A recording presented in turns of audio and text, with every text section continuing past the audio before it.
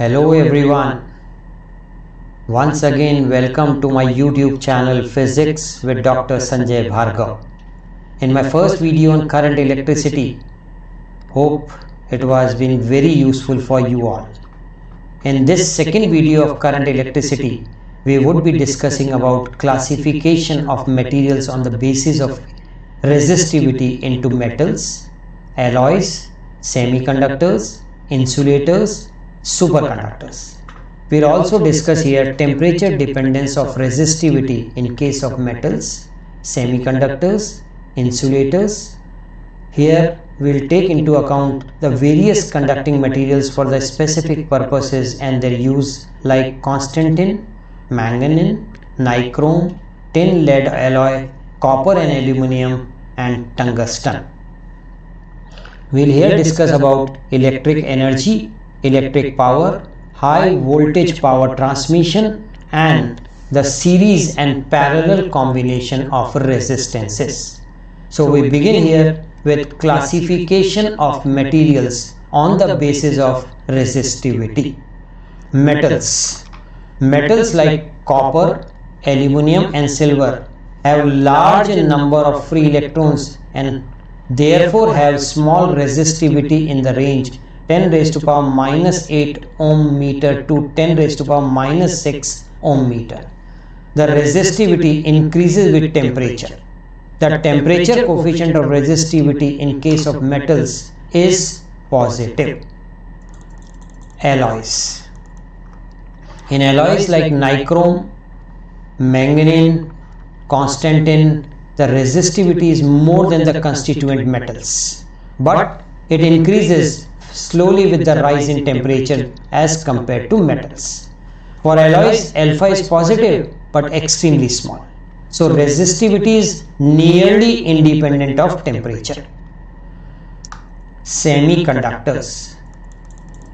The semiconductors possess few free electrons and therefore have large resistivity as compared to the conductors, and it ranges between 10 raised to power minus ohm meter to 10 raised to power minus 2 ohm meter.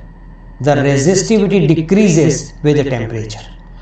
The coefficient of temp is alpha, that is negative. Examples are silicon and germanium. Insulators. These have practically no free electrons and have a very high resistivity in the range 10 raised to power 10 ohm meter to 10 raised to power 17 ohm meter. The resistivity decreases with rise in temperature. Here the temperature coefficient of resistance alpha is negative. Some examples: mica, rubber, glass, china clay, quartz, and so on. We have another variety of materials, superconductors. These are materials, metals and compounds whose resistivity becomes zero below a certain temperature called critical temperature. These materials are called as superconductors and their property is called as superconductivity. See, here as the material is cooled from room temperature to the lower temperature, then it converts from normal state to the superconducting state at a particular temperature called the transition temperature. The resistivity immediately falls to zero, and that is what is called as superconductivity. The temperature at which normal conducting material converts into superconductor is called critical or transition temperature. For mercury, the Tc is 4.2 Kelvin. For a compound like yttrium, barium, copper oxide, Tc is supposed to be 140 Kelvin. Temperature dependence of resistivity. The resistivity of a material is given by rho is equal to m upon Ne squared tau. Here tau is the relaxation time and n represents the number density of charge carriers. Let us discuss the resistive variation in case of metals. For metals, n is practically independent of temperature. An increase in temperature increases the amplitude of vibration of the lattice atoms or ions, which reduces the relaxation time. As tau decreases with rise in temperature, because collisions of electrons with ions become more frequent. Thus, resistivity increases with rise in temperature. See, here is a small non-linear region, and after that it linearly increases with the temperature. There is a non-linear region at very low temperature. The curve is linear over a wide range of temperature. At T tending to 0, that is absolute 0, the resistivity reaches a finite value rho 0. So the resistivity changes with temperature according to the relation rho is equal to rho 0 into 1 plus alpha T minus T0. Rho is resistivity at temperature T, and rho 0 is resistivity at temperature T0, normally the ice point 0 degree centigrade. Alpha is the temperature coefficient of resistivity.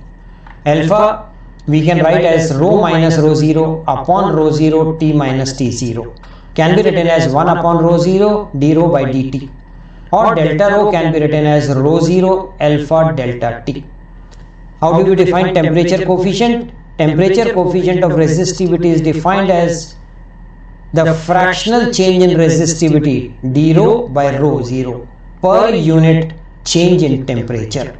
For pure metals, alpha is supposed to be positive and has a value around 4 into 10 raised to power minus 3 per Kelvin. The temperature variation of resistance is given by R is equal to R0 into 1 plus alpha T minus T0. Also delta R is equal to alpha R delta T. The relation in the box is useful for solving problems related to change of resistance with the temperature. For alloys like Constantan, Manganin, alpha is extremely small. Their resistivity is nearly independent of temperature. Semiconductors. For semiconductors, N increases with the temperature, and relaxation time tau reduces with the rise in temperature. For semiconductor, effect 1 is far more dominant as compared to the effect 2. So the first factor dominates in deciding the variation of resistivity for semiconductors. Alpha is negative, so resistivity decreases as temperature increases. Here the alpha is around minus 6 into 10 raised to power minus 2 per Kelvin. At low temperatures, N is very small, and so rho becomes large and the material behaves like more like insulator. Just remember here, at very low temperatures, the resistivity has become large, and that is why semiconductors behave like insulators at low temperatures. Insulators have practically no free electrons and have high resistivity. With rise in temperature, rho slightly decreases slowly due to availability of electrons. Now let us discuss about the conducting materials for specific purpose or use. Constantan and Manganin. These are basically alloys. Constantan made up of copper and nickel. Manganin made up of copper, manganese and nickel. They have moderate resistivity, which is almost independent of temperature. These are used for making standard resistances, rheostats, and the resistances for the resistance box. You all must have seen rheostats and the resistance boxes in your laboratories by now. Nichrome, it's an alloy of nickel, chromium, manganese and iron. It has a high resistivity and a high melting point. Does not react with air even when it is red hot around 800 degrees centigrade. That is why it is used as a heating element in heater, electric iron, electric toaster and geyser. So major use of nichrome is in the form of heating coils. Tin lead alloy. It has low resistivity and a low melting point. Normally used as a fuse wire in the electrical circuit. It is used as safety device and is put in series in an electric circuit. The function of the fuse wire is independent of its length but depends on its thickness or the area of cross section. When the current in the circuit is more than a given value, the fuse wire melts making the circuit open and then saving the devices connected in series with the fuse. Copper and aluminium. These metals have low resistivity. Used for wiring in the electrical circuits, aluminium is preferred over copper for long distance transmission because it is lighter than copper. All the cables connected from the pole to the domestic house are usually made up of aluminium. Tungsten. It has a very high melting point around 3380 degrees centigrade. Emits light at 2400 Kelvin. It has low resistivity. A thin wire of tungsten has a very high resistance and is therefore used as a filament of incandescent bulbs. The filament must have high resistance and a high melting point. The high resistance causes the filament to produce more heat and makes it hot enough to emit light. At high temperature, tungsten reacts with air, forming oxide. That is why electric bulb is filled with inert gases like nitrogen or neon to increase the life of the filament. Now we will talk about electrical energy. When we consider a conductor with endpoints A and B in which current is flowing from A to B, the electric potential at the point A and B are denoted by VA and VB respectively. Since current is flowing from point A to B, so potential of A is greater than potential of B, and the potential difference AB is written as VA minus VB, which is greater than 0. The amount of charge entering the terminal A in the time delta t can be written as Qi is equal to I into delta t. The same amount of charge will leave the terminal B. The change in potential energy of the charge delta Q passing through the conductor is final potential energy minus initial potential energy. VB delta Q minus VA delta Q. So it is minus of delta Q into V, that is minus IV delta T, which is less than 0. So if the charges move without collision in a conductor, then their kinetic energy will also change to keep the total energy unchanged. According to conservation of total energy, delta K must be equal to minus delta Q. So delta K must be equal to IV delta T, which is greater than 0. If the charges are moving freely in a conductor, under the action of electric field, their kinetic energy would increase and the potential energy is decreasing. We have seen earlier that charge carriers do not move with acceleration but with a steady drift velocity. This is due to collisions with ions and atoms during motion. During collision, the energy gained by the charge carriers is shared with the atoms. The atoms vibrate more vigorously, so the conductor is heated up. The amount of energy dissipated as heat in the conductor during the time delta t can be written as delta W is equal to IV delta T. In general, the electrical energy is given by the relation VIT. Now, another important parameters in the electrical circuit is electric power. The rate of power dissipation or energy dissipated per unit time is the power dissipated. Power can be written as delta W upon delta T can be written as V into I. By Ohm's law, V is equal to IR, so P can be written as either I square R or V square R. The dimensions of power are M1 L2 T power minus 3. Unit of power is volt ampere or joule per second, or which can be written as watt. The larger unit of power are kilowatt and the megawatt. 1 kilowatt is 10 raised to power 3 watt, 1 megawatt is 10 raised to power 6 watt. The commercial unit of power is HP, that is horsepower. 1 HP would be 746 watt. The commercial unit of electrical energy is kilowatt hour or board of trade unit. Like domestic consumption is measured in terms of unit, we are talking about that unit only, which is 1 kilowatt hour. 1 kilowatt hour is defined as electrical energy consumed by a device of 1 kilowatt in 1 hour. So 1 kWh is 1 kilowatt into 1 hour, that is 1000 watt into 3600 second. So this is equal to 3.6 into 10 raised to power 6 joule. Power consumption in combination of appliances. Let us first discuss power consumed in series combination. We have three bulbs of power P1, P2, P3 and they are connected in series combination. All the three rated at the same potential difference V. So resistance of the three bulb R1 would be equal to V square upon P1, R2 would be V square upon P2 and R3 would be V square upon P3. In series, the total resistance R is equal to R1 plus R2 plus R3. So we write R1, R2, R3. So we get V square cancels on both the sides. 1 upon P would be 1 upon P1 plus 1 upon P2 plus 1 upon P3. For series combination of appliances, the reciprocal of effective power is equal to sum of the reciprocals of individual powers of the appliances. The current I in each bulb would be same and I would be given by total potential difference upon total resistance.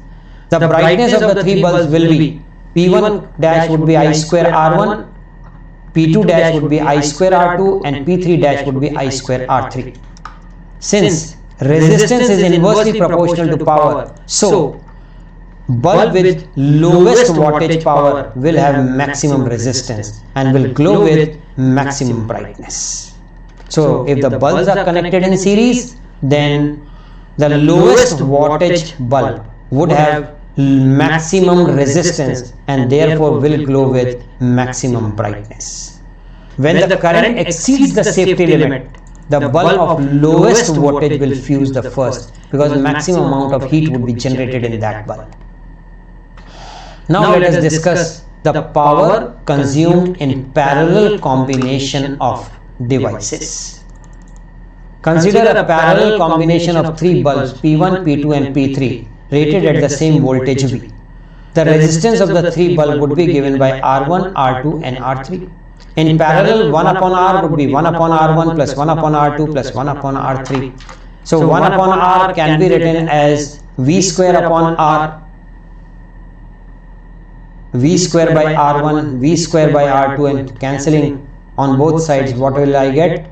P would be equal to P1 plus P2 plus P3. So for a parallel combination of appliances, the effective power is equal to the sum of the powers of individual appliances. The brightness of the three bulbs will be P1 V square. The resistance of the highest wattage power bulb is minimum, so it will glow with maximum brightness. That is what we observe at our homes. In our domestic connections, all devices are connected in parallel. If the current exceeds the safety limit, the bulb with maximum wattage will be fused first. For this reason, the household appliances are connected in parallel. Source to compensate power loss in a conductor of resistance R. We always need an external source to maintain a steady current through the conductor. This source must supply this power. The chemical energy of the cell supplies this power as long as it can. High voltage power transmission. Electric power is transmitted from the power station to the homes and factories through transmission cables. These cables have resistance and the power is wasted as heat. We want to minimize the power loss in the transmission cable. So we consider a device of resistance R1 to which power P is to be delivered via transmission cable having a resistance RC. If V is the voltage across R and I is the current through, then P would be equal to V into I. The power dissipated in the connecting wires which is wasted is PC. It would be I square RC. So P square RC upon V square. Substitute the value of I. The power wasted is inversely proportional to square of the voltage. To minimize the power loss, electric power is transmitted at high voltages and low currents. That is why high voltage danger signs are used on transmission lines. The use of electricity at such high voltage is not safe. So at the other end, transformer lowers the voltage to a suitable desired value. Now let us pick up an example. It says a 10 volt storage battery of negligible internal resistance is connected to a 50 ohm resistor. how much heat energy is produced in the resistor in 1 hour. What is the source of this energy? Heat produced in 1 hour, H would be V square upon R into T. That is, V square is 10 into 10 times 3600 and R is 50 ohm. So 7200 joule of heat is produced. The source of this energy is the chemical energy stored in the battery. So battery gets discharged by providing this energy for compensating the power loss in the resistance. Now we pick up the combination of resistances. We have two types of combination, the series combination and the parallel combination. In the figure, R1, R2 and R3 are the three resistors which have been connected in series. I is the current flowing through all the resistances R1, R2 and R3. V is the applied potential difference between A and B. V1, V2 and V3 are the potential differences across the three resistances R1, R2 and R3. The resistances are said to be connected in series if they provide a single path to move from A to B. The resistances are said to be connected in series if the same current flows through them on application of potential difference across the combination. So, same current in all resistances in series combination. The potential difference across each resistance is different and is proportional to its resistance. So, V proportional to R. As per the conservation of energy, V must be equal to V1 plus V2 plus V3. Now, V1 would be I times R1, V2 would be I times R2 and V3 would be I times R3. If RS be the equivalent resistance in the series combination, then V must be equal to I times RS. So, I times RS must be I R1, I R2 and I R3. I cancels on both the sides, so we get RS is equal to R1 plus R2 plus R3.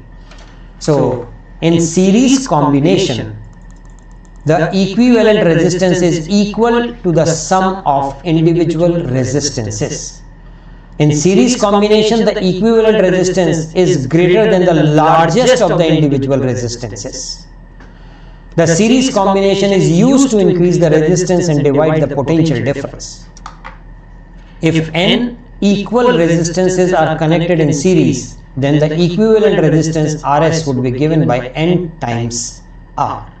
Now, we pick up is the parallel combination of resistances.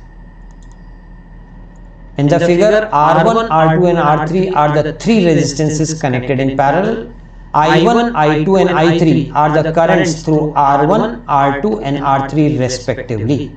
I is the total current that is flowing from point A to B. V is the potential difference between A and B. The resistances are said to be connected in parallel if it is possible to move from point A to B along different paths. We can move from A to B through R1, through R2 and through R3. In parallel combination, the potential difference across each resistance is the same and is equal to the applied potential difference. So, V would be equal to I1 R1, I2 R2 and I3 R3. So, I can calculate I1, I2 and I3. I1 is V upon R1, I2 is V upon R2 and I3 is V upon R3. The current through each resistance is different and is inversely proportional to its resistance. The parallel combination obeys the law of conservation of charge. I would be I1 plus I2 plus I3. So, V upon RP would be V upon R1 plus V upon R2 plus V upon R3. So, 1 upon the equivalent resistance would be equal to 1 upon R1 plus 1 upon R2 plus 1 upon R3. The reciprocal of equivalent resistance is equal to the sum of reciprocals of individual resistances. The equivalent resistance is smaller than the smallest of the individual resistance. Thus, parallel combination is used to reduce the equivalent resistance. If n equal resistances are connected in parallel, then their resistance will be given by Rp is equal to R by N. Now, let us discuss certain examples on the basis of the content of the video. A copper wire has a resistance of 10 ohm and area of cross section 1 millimeter square. A potential difference of 10 volt exists across the wire. calculate the drift speed of the electron if the number density in the copper is 8 into 10 raised to power 28 electrons. So R given, area of cross section given, potential difference given, number density given. Current would be equal to NEAVD. As per Ohm's law, I must be equal to V upon R. So I can calculate VD. It would be equal to V upon NEAR. Substitute the values. So here V would be equal to 10. N would be 8 into 10 raised to power 28. Charge on the electron 1.6 into 10 raised to power minus 19 coulomb. Area 10 raised to power minus 6 meter square. Resistance 10. So the VD comes out as 0.078 into 10 raised to power minus 3 meter per second. A semiconductor has electron concentration 0.45 into 10 raised to power 12 meter minus 3 and hole concentration 5 into 10 raised to power 20 per meter cube. Find its conductivity. Given the electron mobility is 0.135 meter square volt inverse second inverse and the hole mobility as 0.048 meter square voltage inverse second inverse. Charge on the electron given as 1.6 into 10 raised to power minus 19 coulomb. The conductivity of the semiconductor is E times N into mu E plus P mu H. So charge 1.6 into 10 raised to power minus 19, N 0.45 into 10 raised to power 12, electron mobility 0.135, here 5 into 10 raised to power 20 and 0.048. So just simplify and calculate, it comes out as 3.84 ohm per meter. Another example, calculate the temperature at which the resistance of the copper becomes 20% more than its resistance at 27 degrees centigrade. The value of temperature, coefficient of resistance of the copper is 2.0 into 10 raised to power minus 4 per Kelvin. So final resistance is R1 plus 20% of R1, that is 1.2 R1. The temperature T1 can be written as 300 Kelvin and alpha is given. So T2 minus T1 is equal to R2 minus R1 upon R1 alpha. So R2 is 1.2 R1 minus R1 upon R1 and alpha is 2 into 10 raised to power minus 4. So difference of temperature is 1000. So T2 would be equal to 1000 plus 300, that is 1300 Kelvin or 1027 degrees centigrade. A wire of uniform cross section and length L has a resistance of 16 ohm. It is cut into 4 equal parts. Each part is uniformly stretched to length L and all 4 stretched parts are then connected in parallel. Calculate the total resistance of the combination. So initial length L. Now what would be, they are divided into 4 equal parts. So resistance of each part would be, length of each part would be equal to L by 4. So resistance of each part of length L by 4, 4 ohm. 16 divided by 4, that is 4 ohm. When each part is stretched to length L, its volume remains the same. So A dash L dash would be equal to A times L. A dash upon A would be L upon L dash. L is L by 4 and the new length is L. So it is 1 by 4. R upon R dash is L upon L dash into A dash by A. So L upon L dash 1 by 4 into 1 by 4, that is 1 by 16. So what is R dash? It is equal to 16 times R. So the new resistance of the combination would be 16 into 4, that is 64 ohm. The resistance of each stretched part is 64 ohm. When these 4 parts are connected in parallel, the total resistance of the combination would be R equals R dash by 4, that is 16 ohm.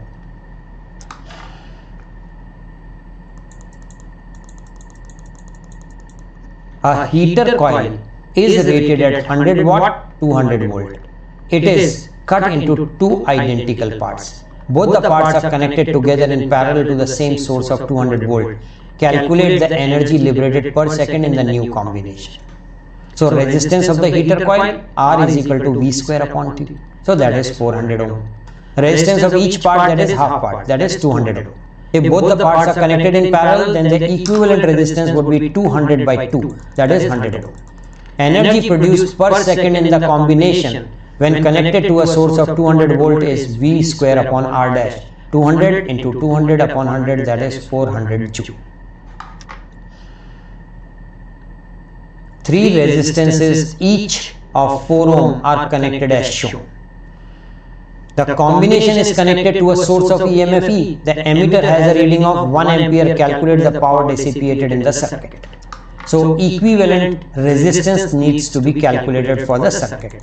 The total resistance between point P and Q, two resistance of 4 ohm in parallel, so equivalent resistance 4 by 2 connected in series with 4, so total resistance of the circuit is 6 ohm.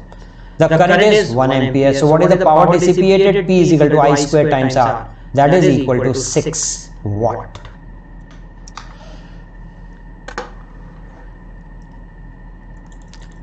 Determine the voltage drop across resistor R1 in the circuit.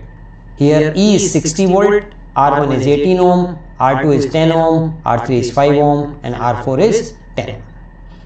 Now this R3 and R4 are in series, so their equivalent resistance is 15 in parallel to 10, so the equivalent resistance would be 10 into 15 upon 10 plus 15. Then it would be equal to 150 upon 25, that is 6 ohm. This 6 ohm is in series with 18 ohm, so total resistance becomes 24 ohm. That is the resistance of the circuit. One can calculate current I, and the current I would be equal to E upon R, that is 60 by 24, that is 2.5 ampere.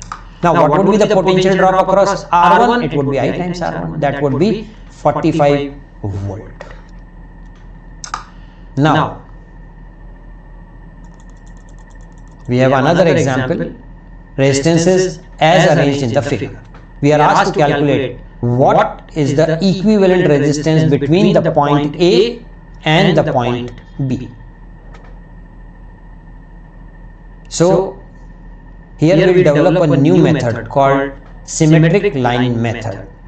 If a circuit is symmetric about a line, now this circuit is symmetric about this dotted line. Both the halves are exactly the same. So all points lying on the line of symmetry are at the same potential. So this point number 6 and this point number 5 are at the same potential. Then what we do? In this method we divide the circuit into two equal parts and then calculate resistance of one part and double to calculate the equivalent resistance. This is called as the symmetric line method. The potential of 6 and 5 are equal. So potential of 5 and 6 are equal. Now just check.